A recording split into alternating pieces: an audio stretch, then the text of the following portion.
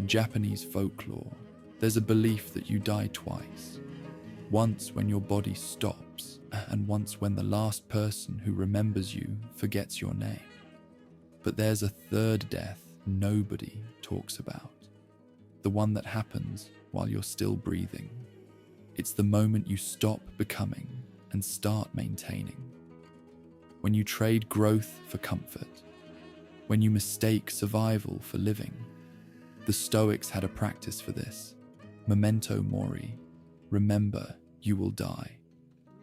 Not to be morbid, but to ask the question that dissolves cowardice. If this was your last year alive, would you still be living it this way?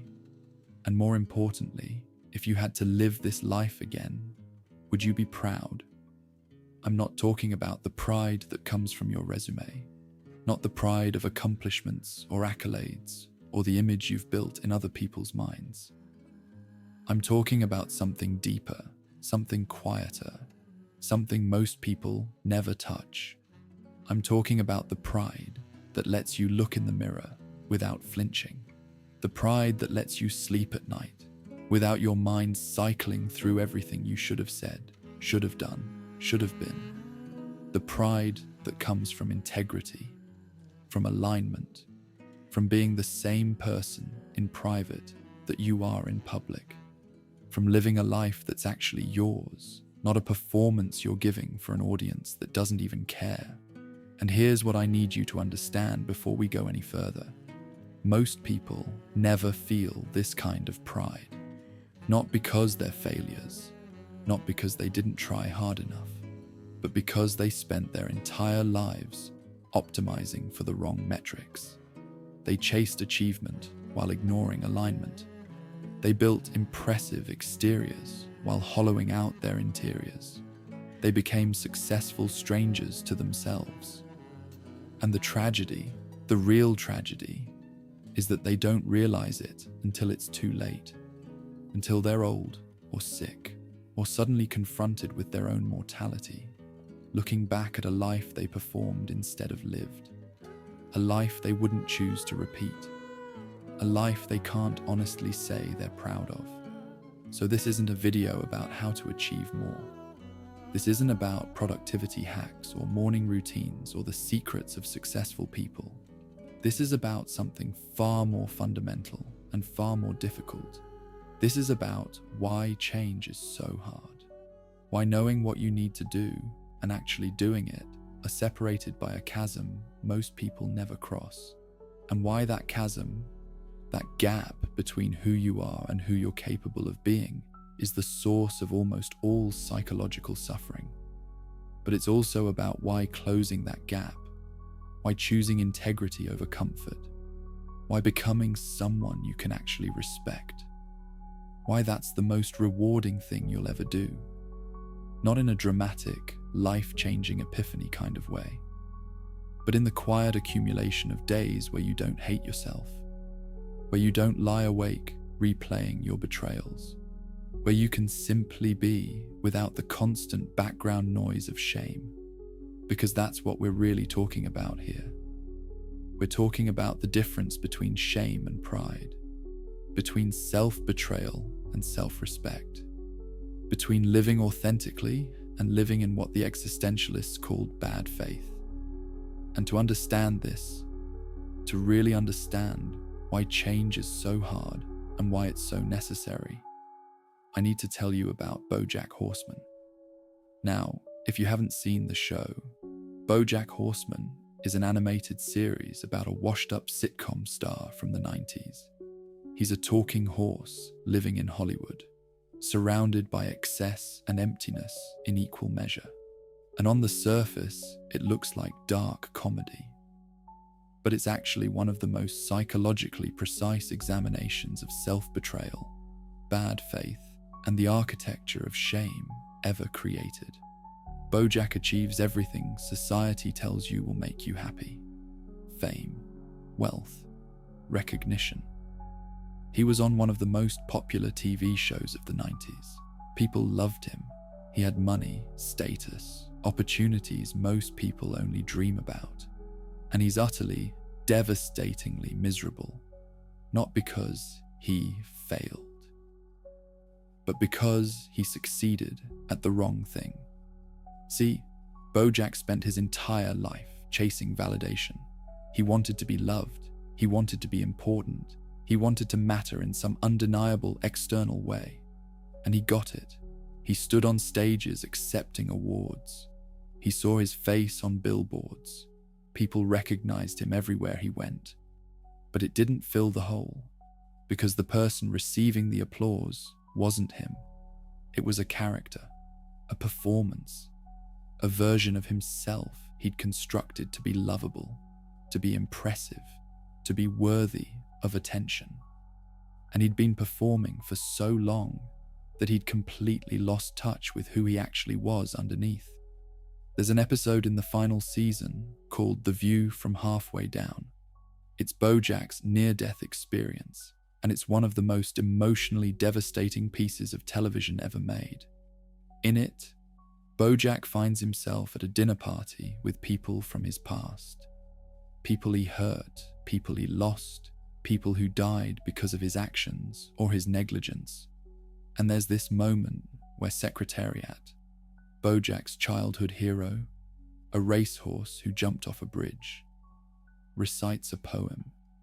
It's about that moment of freefall, the moment after you've jumped but before you hit the water, the moment where you realize with absolute clarity that you didn't actually want to die.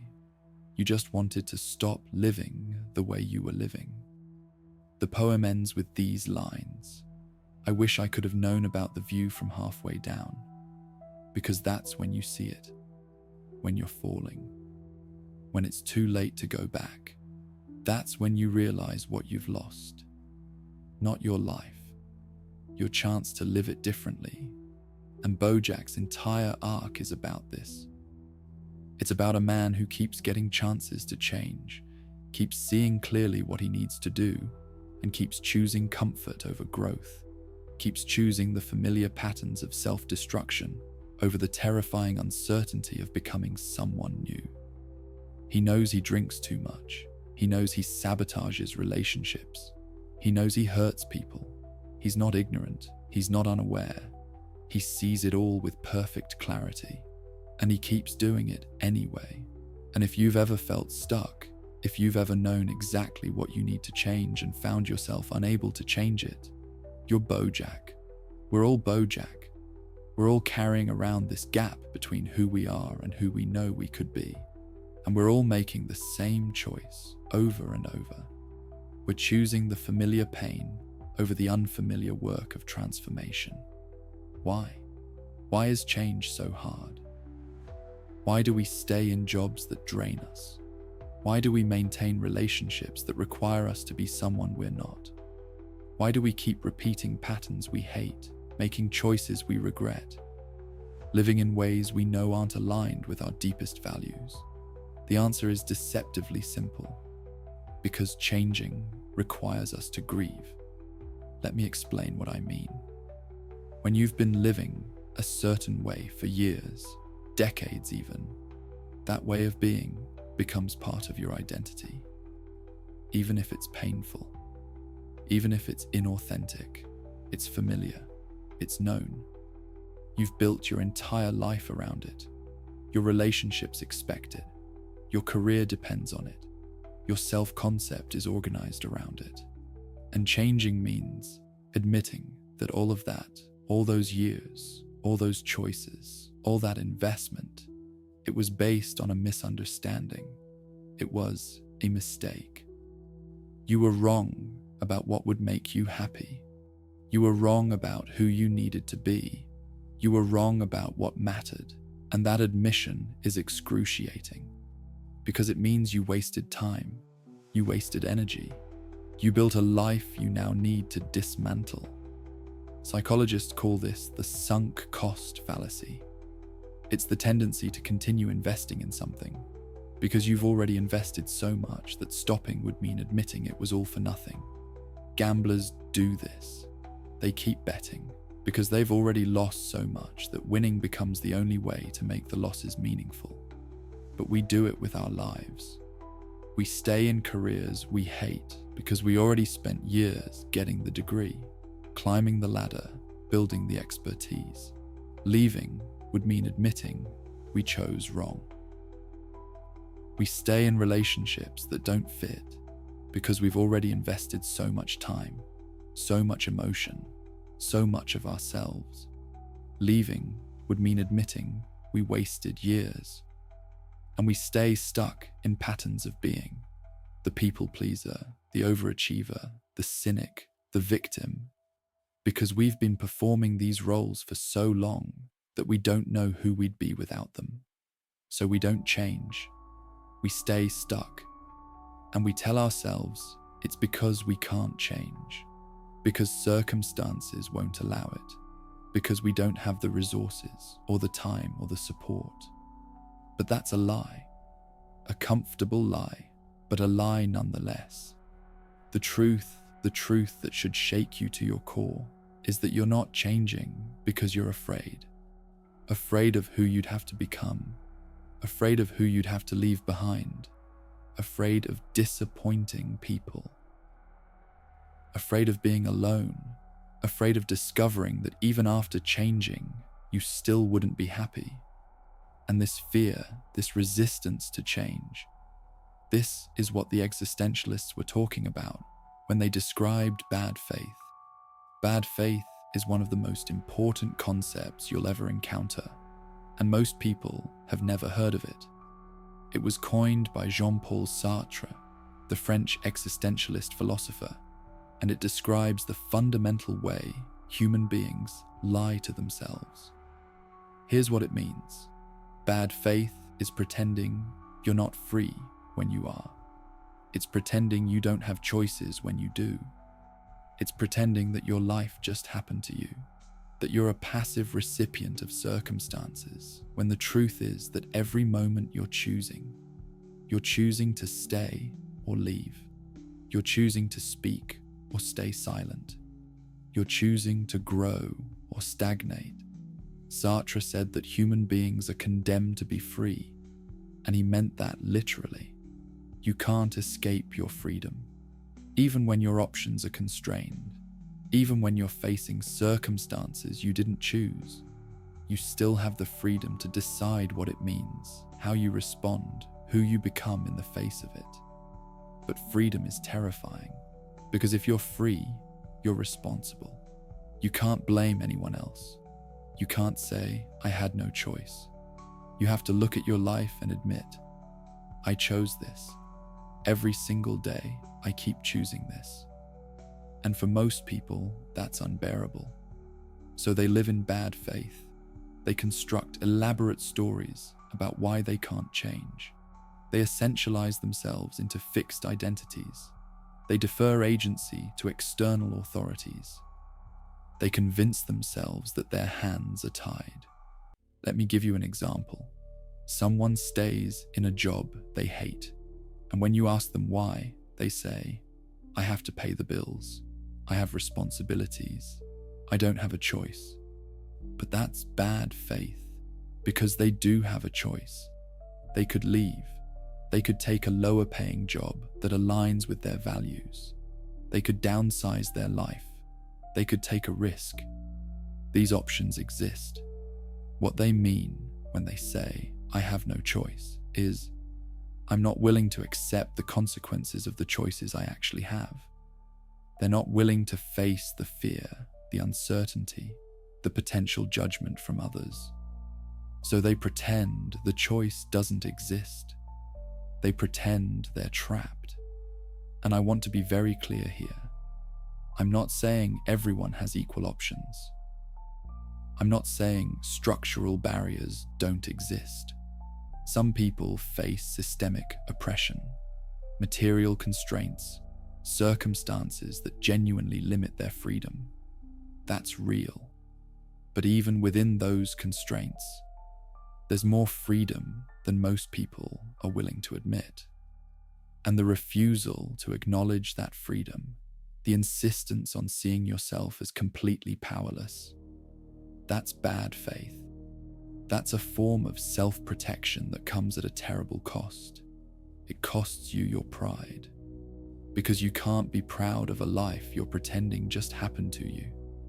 You can't feel self-respect when you're lying to yourself about your own agency. Pride requires ownership. It requires looking at your life and saying, I chose this. Not circumstances forced me. Not, I had no other option. But I chose this, and I'm responsible for it. And if you can't say that honestly, if you have to add caveats and excuses and justifications, then you're living in bad faith. And bad faith produces shame. Shame is the emotional signature of self-betrayal. It's what you feel when there's a gap between who you are and who you know you should be. When you're not living in alignment with your values. When you're performing instead of being authentic. When you're choosing comfort over integrity. And shame is corrosive. It eats at you from the inside. It makes you defensive, reactive, brittle. It makes you avoid mirrors, avoid silence, avoid anything that might force you to confront the truth of your own life. Most people live with a constant low-grade shame they can't even name. They feel it as restlessness, as dissatisfaction, as a vague sense that something's wrong, but they can't quite identify what. They cope with it through distraction, work, entertainment, substances, busyness, anything to avoid sitting with the feeling. But the feeling doesn't go away. It just compounds. And eventually, you end up like Bojack, successful by every external metric, hollow by every internal one, achieving everything you thought you wanted, and discovering it doesn't fill the hole because the hole was never about achievement. It was about integrity. Now, there's a philosopher who understood this better than anyone. And his name is Friedrich Nietzsche. Nietzsche was a German philosopher who spent his life trying to wake people up from what he called the sleep of morality. He believed most people were living unconsciously, following inherited values without ever questioning them, doing what they were told was good without ever asking why. And he had this thought experiment called the eternal return, and it's one of the most psychologically powerful ideas ever conceived. Here's how it works. Imagine a demon appears at your bedside tonight, and this demon tells you that your life, everything you've done, every joy, every suffering, every mundane moment, is going to repeat, infinitely, exactly as it happened. You'll live this same life, make these same choices, experience these same moments, over and over and over for eternity. How do you react? Do you fall into despair? Do you feel trapped? Do you rage against the demon? Or do you embrace it? Do you say, yes, I would live this life again, exactly as it was, because it was mine, because it was authentic, because even the suffering was worth it? Nietzsche called this amor fati, love of fate, and he didn't mean it passively, like resignation. He meant it actively, like affirmation. The highest form of human achievement, he thought, wasn't conquering the world or accumulating power. It was being able to look at your life, with all its flaws and failures and suffering, and say, yes, I would choose this again. And this isn't just philosophy. This is a diagnostic tool. This is how you know if you're living in alignment or living in bad faith. If the thought of repeating your life fills you with dread, if you immediately start thinking about what you'd change, what you'd avoid, what you'd do differently, that's your psyche telling you something crucial. It's telling you that you're not living authentically, that there's a gap between who you are and how you're living, and that gap is where all your suffering lives. So let me ask you, and I want you to really feel into this question, not just think about it intellectually. If you had to live today on repeat forever, would you be proud? not tomorrow, not the idealized version of your life you're working toward. Today, the day you just lived. If that day repeated infinitely, if every choice you made today became eternal, would you say yes to it? Would you be proud of how you showed up, of what you said and what you didn't say, of what you chose and what you avoided, of who you were when no one was watching? And if the answer is no, if there's resistance, if there's discomfort, you need to ask yourself, what am I doing that's so misaligned with who I am that the thought of doing it forever feels like hell? Because here's what I've noticed. Most people fail the eternal return test, not because their lives are objectively terrible, but because they're living generically. They're living what the philosopher Martin Heidegger called das Man, the they self. You're doing what they do, what one does, what's expected, what's normal. You chose a career because it seemed practical, because it's what people in your position do. You're in relationships because leaving would be disruptive, because it's what committed people do. You live in a city you don't love, because that's where the opportunities are, because it's what ambitious people do. And none of it is consciously chosen. It's all just momentum, inertia. The path of least resistance. You're not living your life. You're living a generic version of a life, assembled from social expectations and inherited values you never questioned. And the they self can never be proud, because pride requires specificity. It requires you to be this particular person, with these particular values, making these particular choices. And Das Man is the opposite of particular. It's mass-produced. It's a life assembled from prefabricated parts.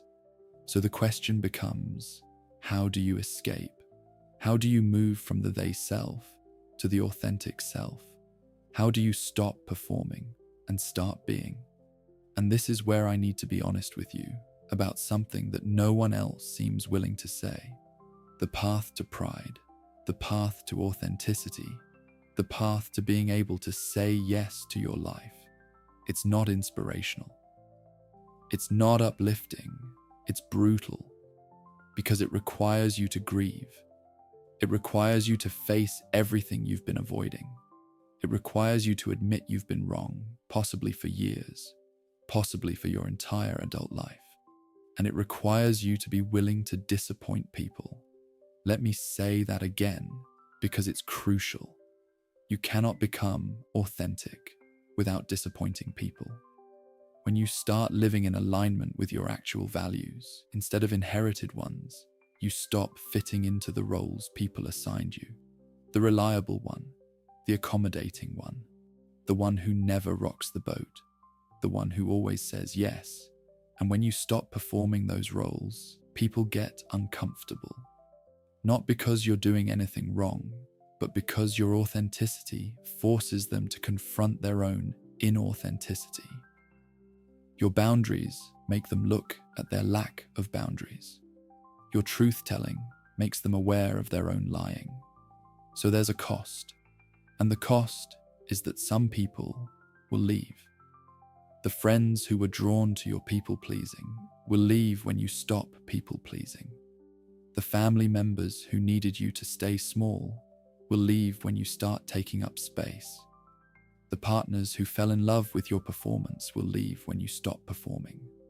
And this will hurt, even when you know it's necessary, even when you know those relationships were built on false premises. You'll grieve. You'll doubt yourself. You'll wonder if you're being selfish, if you're making a mistake, if you should just go back to the way things were. And this is the moment where most people turn back. This is the valley of change. This is where the discomfort of transformation meets the comfort of the familiar, and the familiar wins, because the familiar, even when it's painful, is at least known. You know how to be that person. You know what to expect. The pain is predictable. But becoming someone new, that's terrifying. Because you don't know who you'll be on the other side. You don't know if you'll like yourself. You don't know if anyone else will like you. You don't know if it'll work. So you stay stuck. You keep choosing the familiar pain over the unfamiliar work. And days turn into years. And years turn into decades. And suddenly you're old, and you're looking back at a life you wouldn't choose to repeat. But here's what I need you to understand, and this is where hope enters the picture. The discomfort of change is temporary.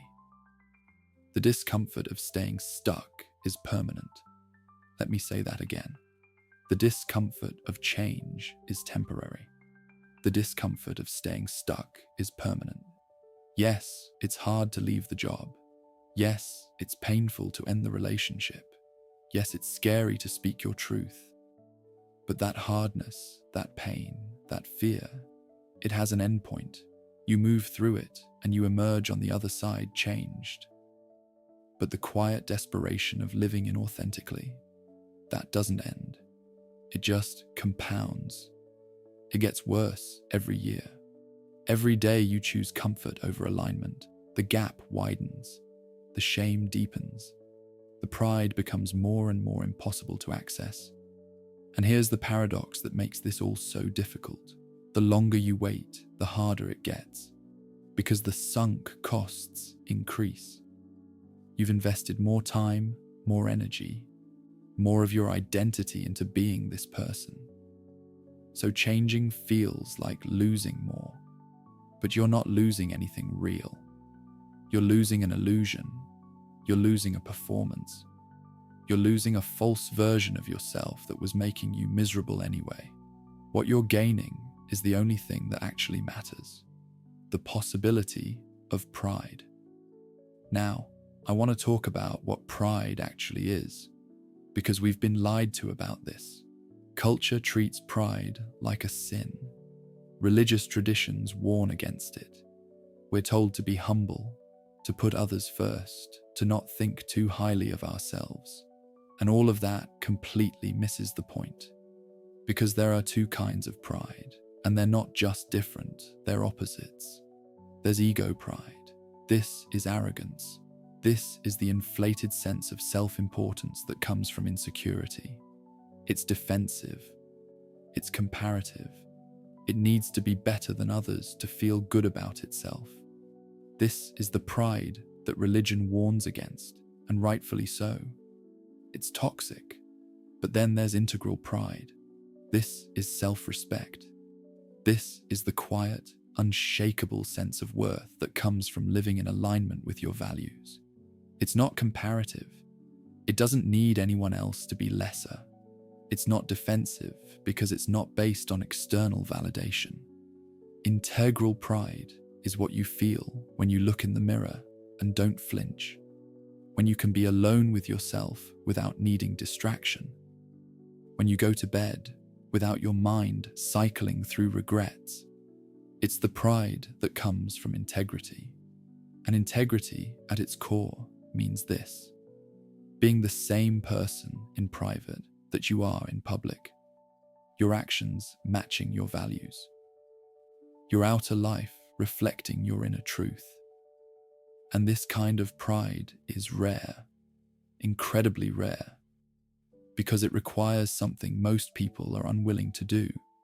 It requires you to stop lying to yourself.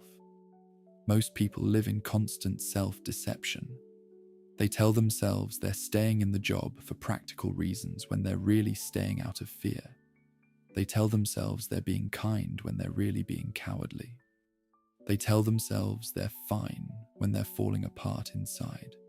And every lie, every act of self-deception, every moment of bad faith, it erodes integral pride. You can't respect yourself while lying to yourself. The math doesn't work. So pride, real pride, requires brutal self-honesty. It requires you to see yourself clearly, to admit your fears, your weaknesses, your patterns of avoidance. Not to beat yourself up, but to simply see the truth. And once you see it, once you stop lying to yourself about why you're stuck, you have a choice. You can acknowledge your fear and choose it consciously. I'm staying because I'm afraid, and I'm owning that choice. Or you can choose growth despite the fear. I'm afraid, and I'm doing it anyway. Both of those options preserve integrity. Both allow for pride. What destroys pride is pretending the choice doesn't exist. Pretending you're a victim of circumstances. Pretending your hands are tied. The Stoics understood this better than anyone. And if you're not familiar with Stoicism, let me give you the version that matters for this conversation. The Stoics were a school of ancient Greek and Roman philosophers who were obsessed with one question: how do you live a good life in a world you don't control? And their answer was radical. You stop trying to control what you can't control, and you focus completely on what you can. They called this the dichotomy of control, and it's one of the most liberating concepts you'll ever encounter. You control your thoughts, your intentions, your actions, your responses.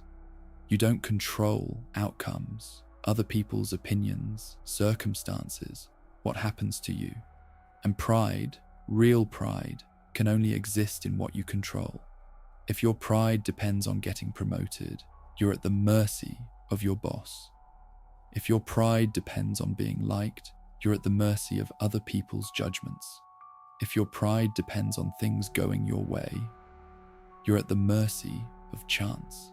And that's not pride. That's anxiety with occasional positive outcomes. Real pride is unconditional. It's based on who you are, not what happens to you. It's based on whether you're living with integrity, not whether you're winning. Marcus Aurelius, the Roman emperor who's probably the most famous Stoic philosopher, understood this completely. He was the most powerful man in the ancient world. He could have spent his time enjoying his power, indulging his desires, ruling absolutely. Instead, he spent his time interrogating himself. He kept journals, which we now call meditations, where he constantly asked himself, am I living according to my nature? Am I being the person I'm capable of being? Or am I just performing the role of emperor? And he had this practice called negative visualization. Every morning, he would imagine losing everything: his power, his position, his health, even his life.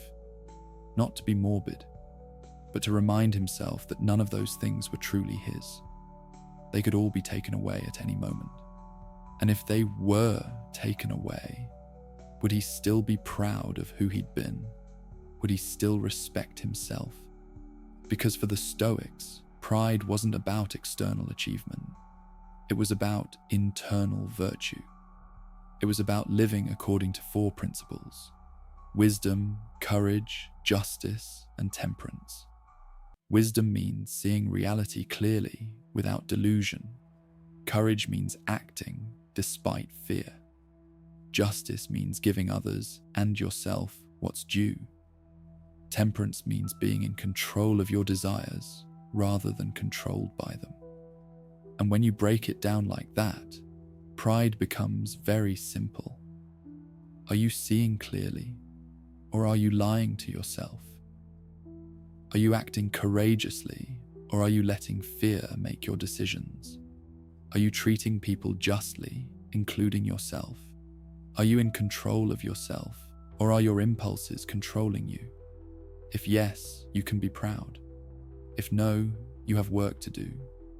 But notice what's not on that list: achievement, status, wealth, approval, recognition. None of those things determine whether you should be proud, because none of those things are fully within your control. And this is where most people get it catastrophically wrong. They think they'll be proud once they achieve something. Once they get the promotion, the degree, the relationship, the house, the body, the whatever. But achievement without alignment is just decorated emptiness. You can check every box society told you to check and still feel hollow. You can have the career and the family and the house and the car and still wake up every morning feeling like something's fundamentally wrong. Because the boxes were never the point. The point was always who you became in the process of checking them. Let me tell you about someone who understood this. His name was Viktor Frankl. Frankl was an Austrian psychiatrist who survived Auschwitz. He watched his family die. He endured unimaginable suffering. He was stripped of everything: his possessions, his identity, his dignity, even his name. And in that place of absolute dehumanization, he made a choice that saved his life. He decided to find meaning in the suffering itself. He wrote about this in a book called Man's Search for Meaning. And the core insight is this: you can't always control what happens to you, but you can always control how you respond. You can always choose what it means. Even in a concentration camp, even in hell, you have the freedom to decide whether this experience destroys you or deepens you. That freedom, that capacity to create meaning, is the last human freedom. Nothing can take it away. Now, here's the crucial difference between Frankl and Bojack. Both faced suffering that seemed meaningless. Both lost everything. But Frankl integrated the experience. He let it change him without letting it break him. He didn't amputate the parts of himself that felt pain. He didn't transcend his humanity. He deepened it. He emerged from Auschwitz not as a Superman who conquered suffering, but as a human being who understood that suffering could be a teacher if he was willing to learn. Bojack did the opposite. Every time he faced suffering, every time his life fell apart, every time he was confronted with the consequences of his actions, he couldn't integrate it. He couldn't let it teach him anything, because that would require accepting that he was responsible, that he wasn't a victim, that he had the freedom to choose differently, and he kept choosing the same destructive patterns. So instead of integrating, he numbed, he drank, he sabotaged, he hurt people. He avoided the confrontation with his own freedom, because freedom meant responsibility, and responsibility meant he couldn't blame anyone else for his misery. And this is the pattern we need to understand if we're going to talk seriously about change. Change requires integration, not amputation.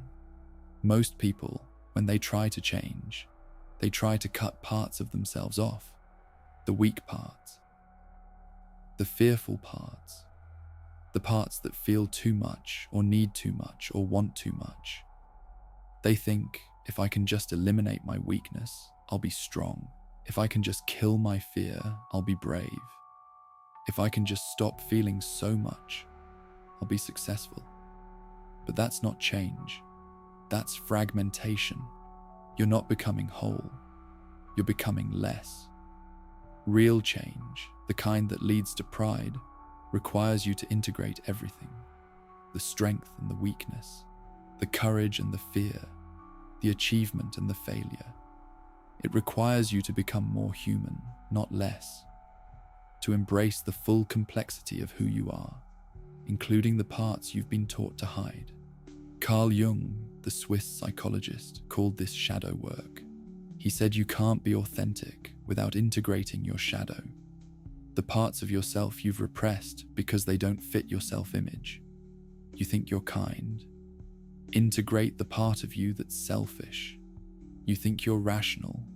Integrate the part that's emotional. You think you're strong. Integrate the part that's vulnerable. Because authenticity isn't about being good. It's about being whole. And wholeness includes the parts you've been taught are unacceptable. This is hard. This is maybe the hardest psychological work you'll ever do. because it requires you to sit with discomfort, to feel things you've been avoiding, to admit truths that shatter your self-concept. But it's also the only path to integral pride, because you can't respect yourself while hiding from yourself. You can't feel whole while pretending parts of you don't exist. So how do you actually do this? How do you move from self-betrayal to self-respect, from shame to pride, from knowing what you need to do to actually doing it? Let me give you a framework, not rules, because rules are too rigid for something this complex, but questions. Questions that create consciousness. Questions that force you to see the truth. Question 1. Am I choosing this, or am I avoiding something? This is the most important question you can ask yourself, because most of what looks like choice is actually avoidance in disguise. You're not staying in the job because it's the right choice. You're staying because you're avoiding the uncertainty of leaving. You're not maintaining the relationship because you love the person. You're maintaining it because you're avoiding the loneliness of being alone. You're not keeping busy because you're productive. You're keeping busy because you're avoiding the confrontation with your own life. And the way you know the difference is by feeling into the motivation. Does this choice make you feel expansive, alive, aligned? Or does it make you feel contracted, heavy, like you're running from something? If you're running, that's not a choice. That's avoidance. And avoidance never leads to pride. Question 2. Will this compound my humanity or erode it? Some sacrifices make you stronger, deeper, more fully yourself. Choosing discipline over immediate comfort can build genuine character. Choosing solitude for creative work can build genuine craft. Choosing to endure difficulty for something meaningful can build genuine resilience. But other sacrifices masquerade as strength while actually making you weaker. Cutting off your emotions doesn't make you disciplined, it makes you brittle. Treating people as obstacles doesn't make you focused, it makes you isolated. Ignoring your body's limits doesn't make you dedicated, it makes you self-destructive. So the question is this choice making me more of who I am? Or is it requiring me to become someone I wouldn't recognize? If it's the latter, if you have to amputate parts of yourself to succeed, then the definition of success needs to change. Question 3. Would I respect someone else who made this choice? This one cuts through all the self-justification.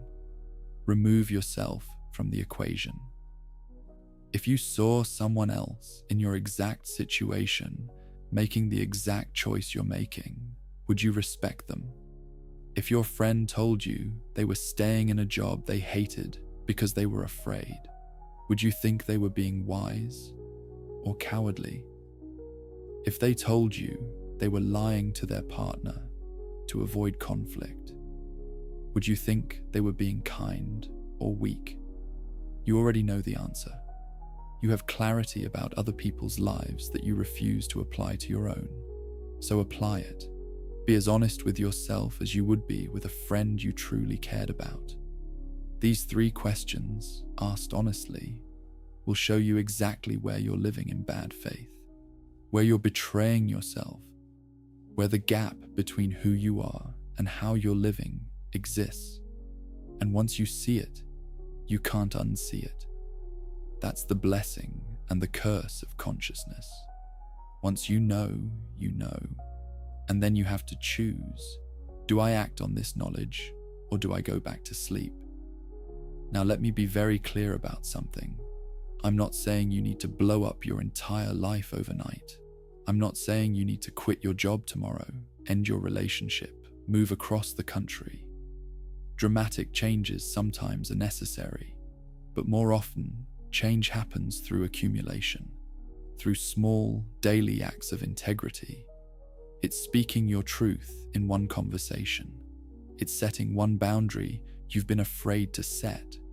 It's making one choice that aligns with your values, even though it's uncomfortable, and then doing it again the next day and the day after that, because pride isn't built through grand gestures. It's built through the accumulation of moments where you chose alignment over comfort, where you chose truth over approval, where you chose yourself over the performance of yourself. And here's what happens when you start doing this consistently. It gets easier. At first, yes, it's hard. You're going against years of conditioning. You're fighting muscle memory.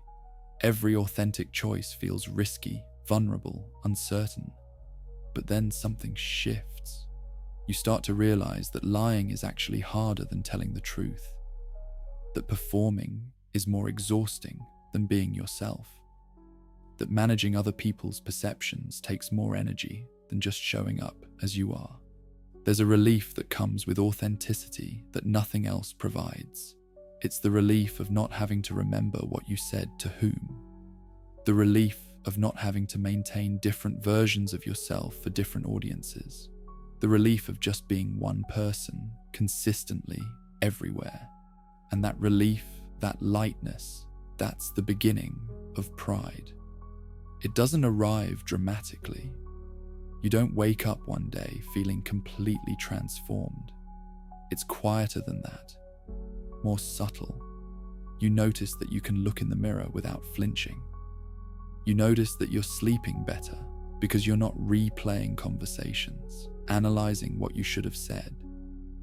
You notice that you're more present because you're not using mental energy to maintain performances. You notice that you're starting to like yourself, not in an arrogant way, not in an ego-inflated way, but in a simple, honest way. You're becoming someone you'd want to spend time with, someone you respect. And that's integral pride. That's what we're aiming for. Now, I need to talk about the cost again, because I don't want to mislead you.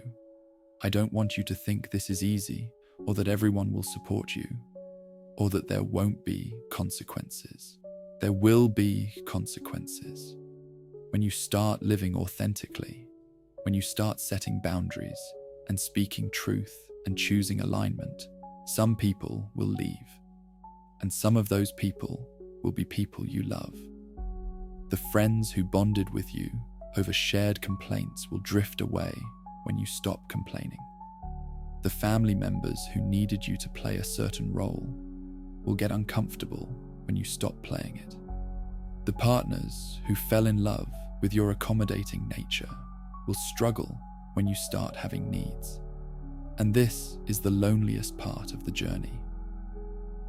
There's a valley you have to walk through, a period where you've let go of the old but haven't yet built the new, where you've lost relationships based on performance but haven't yet found relationships based on authenticity. This valley can last months, sometimes years, and it's brutal. You'll doubt yourself constantly. You'll wonder if you made a mistake. You'll be tempted to go back, to apologize, to shrink back into the version of yourself that was more palatable. And this is where most people turn back. This is where the discomfort of authenticity meets the memory of how much easier it was to just go along, and they choose easy. But if you can stay in the valley, if you can tolerate the loneliness and the doubt and the fear, something miraculous happens. You start attracting different people. People who are also trying to live authentically. People who don't need you to perform. People who are drawn to the real you, not the curated version. And these relationships, these connections built on truth instead of performance, they're different. They're deeper. They're more nourishing. They don't require you to abandon yourself to maintain them. And you realize that what you lost wasn't actually real. Those old relationships were built on false premises. You weren't losing connection. You were losing the illusion of connection. Real connection requires two people showing up authentically. And if you were the only one being real, it wasn't real. So yes, there's a cost. But what you're gaining is worth infinitely more than what you're losing. You're gaining yourself. You're gaining the ability to live without shame. You're gaining pride. Now, let's talk about what this looks like practically. Because philosophy without application is just intellectual entertainment. There are three main areas where most people betray themselves: work, relationships, and self-concept. Let me break down what betrayal looks like in each area and what alignment looks like. First, work. Most people are in jobs they didn't consciously choose. They defaulted into careers because they seemed practical, because they followed a path that was laid out for them, because they needed money and this was available. And now they're stuck, not because they can't leave, but because they've built a life that requires this income. They have mortgages, car payments, kids in private schools. They have a lifestyle that depends on staying. And every day they go to work feeling vaguely miserable, telling themselves it's fine, it's just a job, everyone feels this way. But underneath, there's this constant hum of resentment, of lost potential, of time being traded for money that never feels like enough. This is betrayal. Not because hard work is bad, not because all work should be passion, but because they're lying to themselves about why they're staying. They tell themselves they have no choice, but they do have choices. They could downsize. They could take a pay cut for work that aligns with their values. They could build an exit strategy. These options exist. What they mean when they say, "I have no choice," is, I'm not willing to face the discomfort of changing. And that's fine. That's a valid choice. But own it. Say, I'm choosing security over alignment. I'm choosing this income over this potential. I'm making this trade consciously. That's integrity. That preserves pride.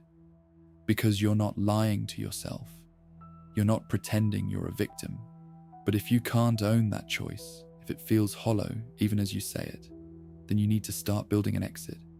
Not tomorrow, not recklessly, but start. Start saving money. Start building skills. Start imagining what else is possible. Start small, but start.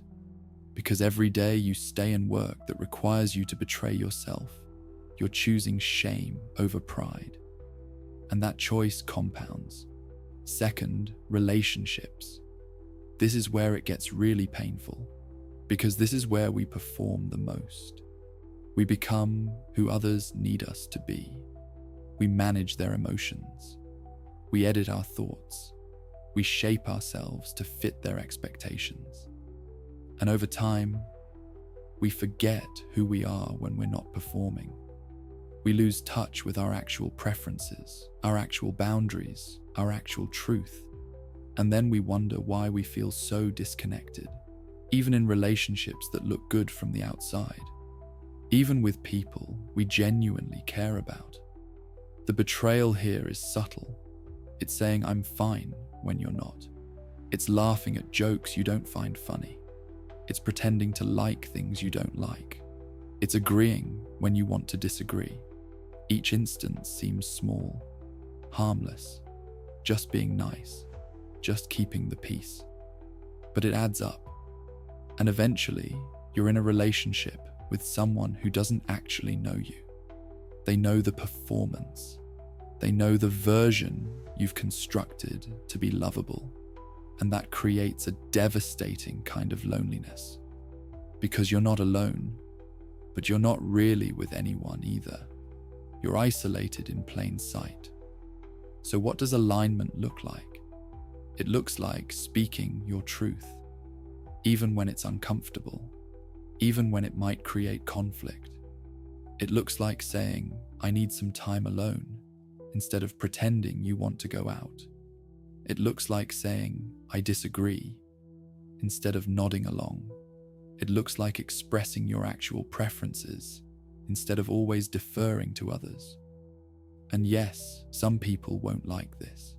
Some people will be hurt, confused, angry, because they got used to the performance.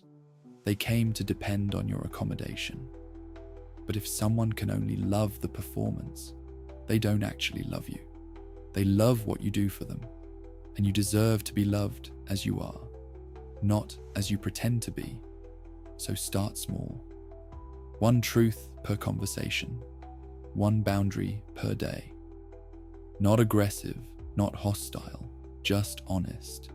I'd rather stay in tonight. I don't feel comfortable with that. I need to think about this. I disagree. Simple, clear, true, and watch what happens. Some people will adjust. They'll respect the boundary. They'll appreciate the honesty. Those are your people. Others will push back. They'll guilt you. They'll make you feel selfish. Those aren't your people. They're people who need you to stay small. Let them go. Third, self-concept. This is the deepest level. This is about the stories you tell yourself about who you are. I'm not creative. I'm bad with money. I'm socially awkward. I'm not the kind of person who does that. These statements feel like facts, but they're not. They're narratives. Stories you've been telling yourself for so long that they've calcified into identity. And every time you repeat them, you're choosing them. You're reinforcing them. You're building your life around them. But you're not a fixed thing. You're not a static identity. You're a process. You're constantly becoming. And every moment you have a choice. You can reinforce the old story, or you can start writing a new one. The betrayal here is pretending you don't have that choice. Pretending your identity is just the way you are, unchangeable, inevitable. But it's not. You built this identity, piece by piece, choice by choice. And you can build a different one. So start catching yourself narrating. When you say, I'm not a morning person, ask, is this true or is this just a habit? When you say, I'm bad at confrontation, ask, is this my nature or is this fear I've been reinforcing? And then make one choice that contradicts the old story. Just one. Set your alarm early. Have one difficult conversation. Do one thing you've labeled yourself as not the kind of person who does that. Not to prove anything. Not to become someone else. But to remind yourself that you're free. That these identities are optional. That you're choosing who you become. And that freedom, that recognition of your own agency, that's where pride lives. Now I want to circle back to Nietzsche's eternal return, because I think it's the most powerful tool we have for assessing whether we're living in alignment. The question isn't, is your life perfect? The question is, would you choose it again? Not because you have to, not because you're trapped, but because it's yours. Because even with all the suffering, all the difficulty, all the ways it doesn't match your fantasy, it's authentic, it's real, it's chosen. And if you can't say yes to that question, if the idea of repeating your life fills you with dread, you need to ask, what would need to change for me to say yes? Not what needs to happen to me. What would I need to change? What would I need to let go of? What would I need to start doing or stop doing? And then, here's the crucial part. Start changing it. Today, not tomorrow, not when circumstances are better. Today, because you don't have infinite time. You have this moment, and this moment is the only one where change is possible. The past is gone. The future doesn't exist. There is only now, and now is where your freedom lives. Marcus Aurelius, writing in his journal 2,000 years ago, said, "You could leave life right now." Let that determine what you do and say and think. He wasn't being morbid. He was being honest. You could die today, tonight, in an hour. And if you did, would you be proud of how you spent your last day? Would you be proud of what you said, what you didn't say, what you chose, what you avoided? Would you be proud of who you were? This isn't about being perfect. This isn't about never making mistakes. This is about living consciously, about making choices that align with your values instead of just reacting out of habit and fear. And the more you do this, the more you choose alignment over comfort, truth over approval, integrity over performance, the more pride accumulates. Not loud pride, not the kind you broadcast on social media, but quiet, integral pride. The kind that lets you sleep at night. The kind that lets you look in the mirror without flinching. And here's the paradox that makes this whole thing worth it. The more you prioritize internal pride over external achievement, the more capable you become. Not because you're trying harder, but because you're no longer at war with yourself. When you're living in bad faith, when there's a gap between who you are and how you're living, you're burning energy constantly. Energy to maintain the performance.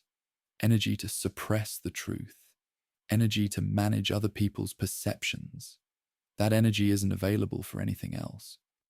You're running at half capacity. But when you close that gap, when you start living in alignment, all that energy becomes available. You're not fragmented anymore. You're integrated. You're whole. And wholeness is powerful. Not in a dramatic, superhuman way, but in a sustainable, grounded way. You have more energy, more presence, more clarity, more capacity for joy, because you're not using half your energy to lie to yourself anymore. And people feel this. Authentic people are magnetic. Not because they're perfect, not because they have it all figured out, but because they're real. Because there's no gap between who they are and who they're presenting.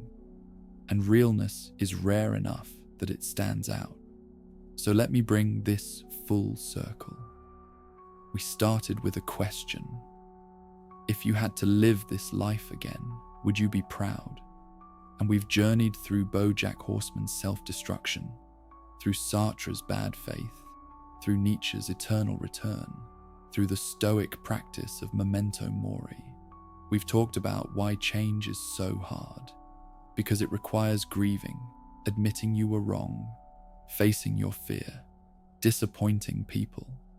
And we've talked about why it's worth it, because the only alternative is spending your entire life in quiet desperation, achieving things that don't fill the hole, performing for people who don't actually know you, dying with the regret that you never actually lived. So what's the answer? How do you actually change? How do you move from shame to pride, from performance to authenticity, from bad faith to integrity? The answer is both simple and impossibly difficult. You start telling the truth to yourself first, about what you're afraid of, about what you're avoiding, about why you're really staying in the job, the relationship, the city, the pattern, and then to others, one conversation at a time, one boundary at a time, one moment of vulnerability at a time. You stop performing. You stop managing.